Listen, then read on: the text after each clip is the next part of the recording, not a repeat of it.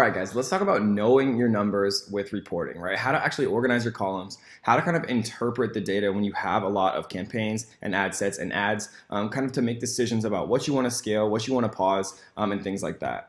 So if we open up our dashboard here, you can see that there's kind of the rules section, and we've talked about this a couple of times, but I think it's probably one of the most important ways to kind of automate your decision making, right? Because people tend to get emotional if you really like an ad, you want to see it succeed, or whatever the case may be. And I kind of try to like take that emotion out of the equation just by creating rules. And so just really quick, we'll go over this, and then we'll go over the columns that I like to use, kind of to present the data in the best way.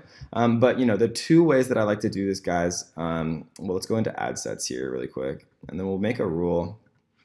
And we're going to do this with all active ad sets, and we're going to turn off ad sets if the cost per website conversion, right? We're going to do cost per purchase because I like to optimize everything for cost per purchase. If you're doing leads or webinar registrations or whatever, you could just do cost per completed registration, whatever the case may be. So we're going to turn off ad sets if it's costing us, if our cost per purchase is greater than $5, right?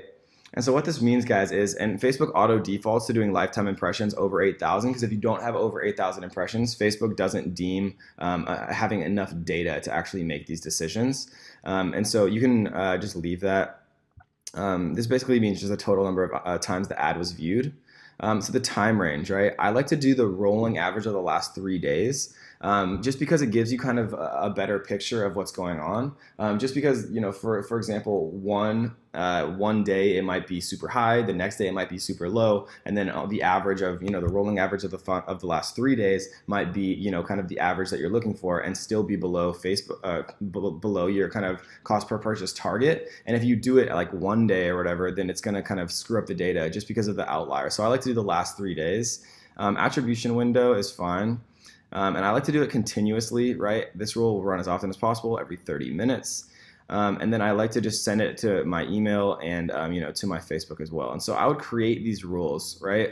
The other one that I like to do, guys, is about active ad sets. And instead of turning off the ad sets, I like to adjust the budget, right? And so what we're going to do then is we're going to do all active ad sets. We're going to go to adjust budget, increase daily budget by, and we're going to do 16%, just because everybody always does multiples of 5. And the best kind of percentages that I've figured out like over the years and millions of dollars of ad spend on Facebook is between 15% and 25 to 30% kind of at the maximum. You can't really scale more than 30% or even 25% per day without your kind of cost per click and all of your kind of metrics that you're optimizing for kind of going up and getting more expensive. Facebook just won't allow you to do it. And so doing it this way, being patient, and then allowing rules to automatically do this for you, every 24 hours is really going to pay a huge amount of dividends for you. So we're gonna cap this at a maximum daily budget cap, just to make sure that we're not spending more than $1,000 a day on any of these ad sets. We're gonna do it the last 3 days, and the action frequency. We're gonna do this once daily, right? Because we figured out that every 24 hours or so you can increase by 15 to 25, 30% at the very max, without your kind of your metrics that you're optimizing for getting really screwed up. And so I'll do all active ad sets increase by 16% or up to 25 or 30 per day, with a maximum daily budget cap of 1,000, just so they're not actually spending more than $1,000 each. The action frequency is going to be once daily. Lifetime impressions, again, defaults to being above 8,000. And we're going to increase the daily budget by 16% if our cost per purchase is smaller than $5. Right, so this means that all ad sets where we're getting $5 purchases or less, right, really good, right? That means that we're going to increase those ad sets so that they're spending more money. So those are the two rules that I kind of like to use the most often.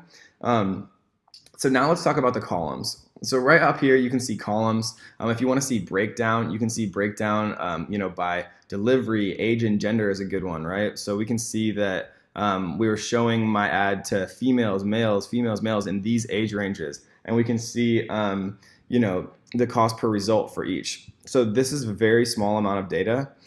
So let's actually go into one of my other ad accounts really quick to kind of demonstrate this in a slightly better way. All right, guys. guys, so here we are in one of my other millions of my ad accounts, and we can see a lot of data here, right? So this looks a little bit overwhelming. So if we go into breakdown, right, we can see this by day, we can see it by week, we can see it by 2 weeks, month, right, by delivery, all of these different things, right, placement and device. But the one that I'm kind of most interested in at first is age and gender. So we're going to do age and gender. And now we can see, you know, for this particular ad, right, we were targeting Russell Brunson and plus ecom, right, with a Facebook video. So we can see that, you know, we were targeting to these demographics for males 18 to 24, 25 to 34, 35 to 44, 45 to 54. So these are all kind of the split tests here. And we can see that, you know, we had our amount spent. We can see all of our links. And I like to kind of organize just quickly as cost per result, right? And so what we're going to see here is there's some that weren't playing, but we can see that the cost per result now is organized a little bit better, right? So this is per landing page view. So we can see that, you know, our 35 to 44-year-old males were only costing us 35 cents per click,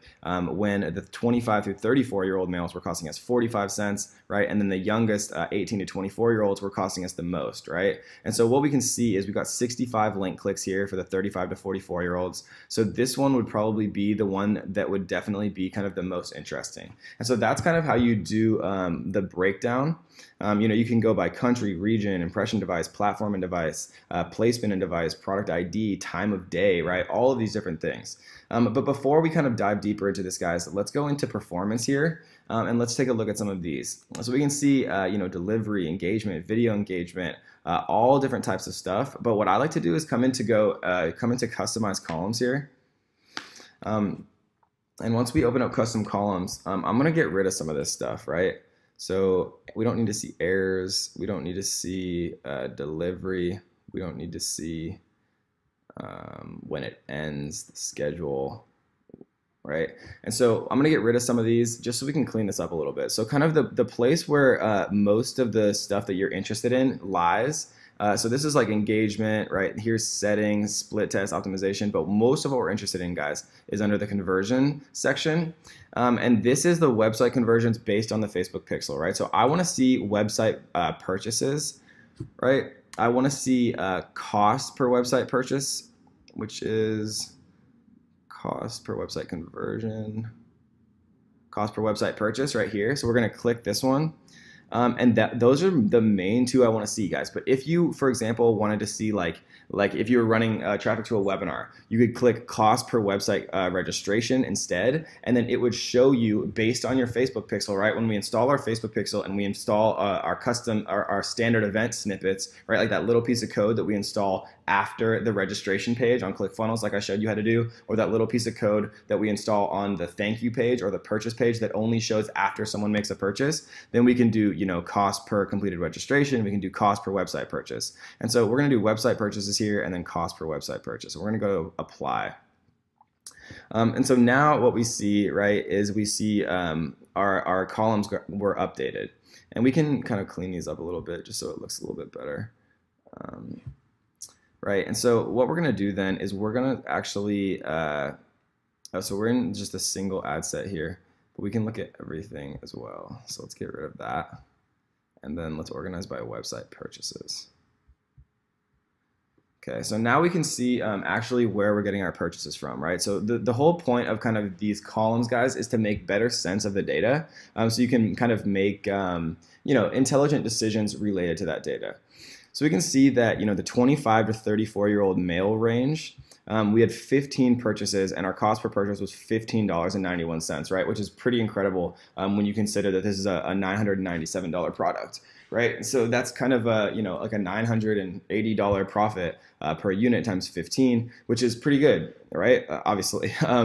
And then, so we can obviously know that this is kind of our target demographic in this particular ad set, that we'd be targeting 25 through 34-year-old males, much heavier, because it looks like we've spent about $130 on the 35 through 44-year-old male range, and we haven't gotten a single website purchase, right? And so it's very important to kind of note here the difference, right? And this is kind of like what you learn from split testing. Like if I hadn't have split tested this into 5 different segments, right? The 18 through 24-year-olds, the 25 through 34-year-olds, the 35 through 44, 45, 54, 50 55 through 64, I wouldn't know that the 18 through so the 25 through 34-year-old male range here is literally getting us almost 100% of our purchases out of these 5 split tests. And that's a really, really unbelievably profitable and beautiful piece of knowledge, because now, I'd know that, okay, well, it looks like we're wasting money on 35 years and older.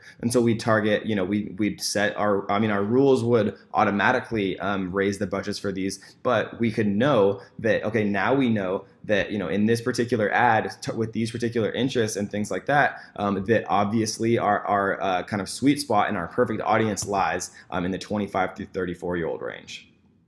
So let's take a look at some other ones. So we see that there's 6 purchases here for a little bit more expensive, $87 per purchase, which is still obviously incredible for a $997 product. It's a $910 profit per sale times 6, which is quite good, obviously.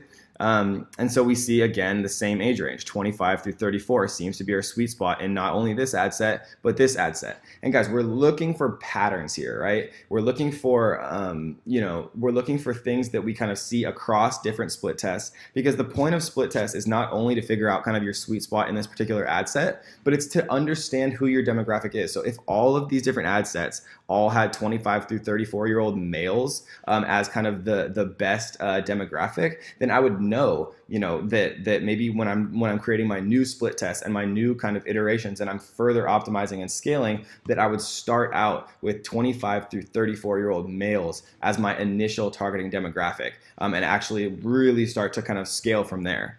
And so we see 6 purchases here, but something that's interesting is we see 5 purchases for 35 through 44-year-old males, right? So the interests or the demographical targeting, whatever the difference might be in this particular ad set, it seems like this 35 through 44-year-olds is working significantly better here, because we had no sales here with $130 of ad spend, but here we had $291 of ad spend and we had 5 sales, right? So $58 per sale, is about a $920 profit per sale.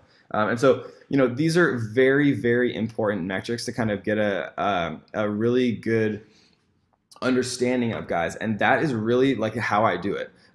We can break it down by age and gender right here in breakdown. And then I like to customize the columns here just by clicking customize columns. And again, the biggest spot where you're going to find all the information is under the conversion section here. And I just go down to where it says website pixel. Website Facebook pixel, and all the data that you really need is right here. Like if you want to know how much it's costing you to get leads, if you want to know how much it's costing you to get checkouts or registrations, right? You can click that here, and then you can actually go down to cost website Facebook pixel, and you can get this right here. And if you've assigned a value to your pixel, then you can put that here, and it'll show you like what your profit is and everything, right? Like it's really, really kind of easy once you understand what you're doing, and that's kind of the point of this video, and that's the point of obviously this course, guys. And so that is how I know my numbers with reports. That's how I make decisions based on split testing. That was another very quick kind of rundown of how to use rules to automate this, because once you have hundreds and hundreds of different